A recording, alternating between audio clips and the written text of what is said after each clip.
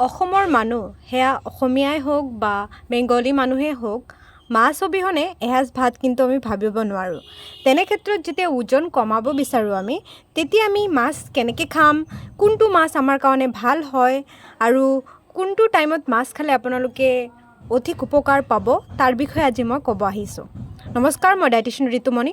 আজি মই আপোনালোকক ক'ম যে মাছ কোনটো ভাল ৱেইট লছৰ কাৰণে বা ফেট লছৰ কাৰণে। এতিয়া আহি গৈছোঁ আমি বজাৰত, চাওক কিমান ধৰণৰ মাছ আমি ইয়াতে পাওঁ। মাছৰ বিশেষকৈ টাইপ সৰু মাছ থাকে আৰু ডাঙৰ মাছ থাকে। সৰু মাছৰ ভিতৰত এইবিলাক ভেৰাইটি থাকে, বহু ধৰণৰ ভেৰাইটি থাকে আৰু সৰু মাছবিলাক বিশেষকৈ লোকেল ভেৰাইটিৰ হয়, কিন্তু তাৰে মাজতো চালানী আছে। আৰু ৰৌ মাগুৰ আমি ইয়াক বহুত ভাল বুলি জানোৱেই।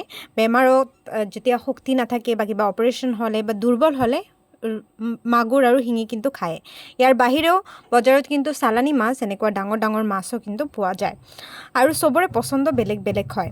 সেইকাৰণে কি কৰিব আপোনালোকে যেতিয়া ফেট লছ কৰিব খোজে, এটা বস্তু আপোনালোকে মন কৰি ৰাখিব লাগিব যে মাছটো লোকেল হোৱাটো খুব দৰকাৰী।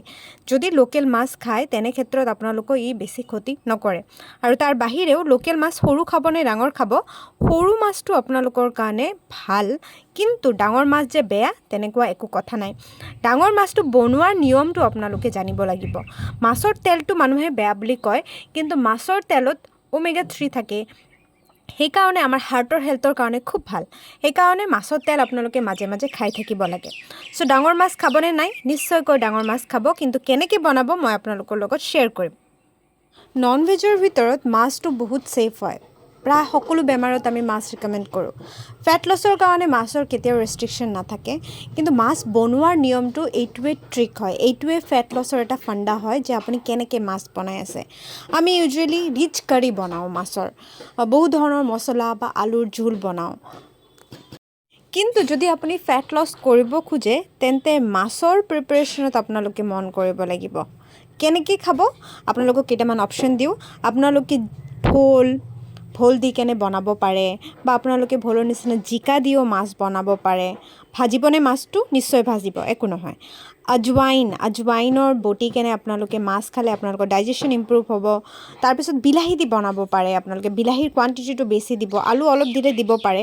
ইয়াৰ বাহিৰেও বইল ফিছ আপোনালোকে খাব পাৰে, কিন্তু এইটো চবৰে ট্ৰেডিশ্যন নহয়। সেইকাৰণে আপোনালোকে কেতিয়াবা ইয়াক নৰসিংহ ভেদাইলতা পাতে দিও বনাব পাৰে।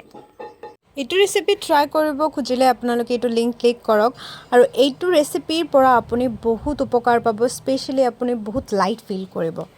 ইয়াৰ মানে হ'ল আপোনালোকে মাছ পামকিন বা ৰঙালাও দি, কাচকল দি বা কোমোৰা দি বা অমিতা দিও খাব পাৰে। এনে কৰিলে আপোনালোকৰ কি হ'ব, চব্জিৰ ইনটেকটোও বাঢ়িব। আৰু মেইন কি মেছেজ হ'ল, আপোনালোকে মাছ চব্জি দি বনাই খাব বা ট্ৰেডিশ্যনেল নিয়মেৰে খাব। আৰু মাছ খোৱাৰ টাইমিং আপোনালোকে লাঞ্চ, ডিনাৰ সকলোতে খাব পাৰে। ডায়েটক ইণ্টাৰেষ্টিং কৰিবলৈ আৰু ইজি কৰিবলৈ চেনেলটো ছাবস্ক্ৰাইব কৰিব নাপাহৰিব। Thank U.